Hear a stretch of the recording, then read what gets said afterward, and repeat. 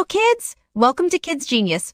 Santa Claus is busy preparing for Christmas in his cozy workshop with his cheerful elves when he discovers that one of his reindeer, Sparkle, is missing.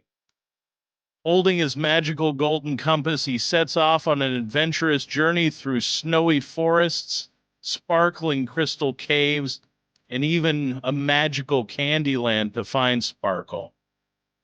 Along the way, he meets helpful friends like a wise owl, a friendly snowman, and gingerbread kids who guide him toward Gumdrop Mountain. At the mountain peak, Santa finds Sparkle standing beside a glowing magical star.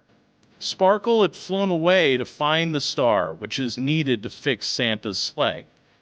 Together they return home, where Santa attaches the star to the sleigh, making it shine brighter than ever. With the reindeer ready and gifts packed, Santa takes off into the night sky, delivering joy and presents to children all around the world before returning home to celebrate a Merry Christmas. Thanks for watching. Don't forget to like, subscribe, and share.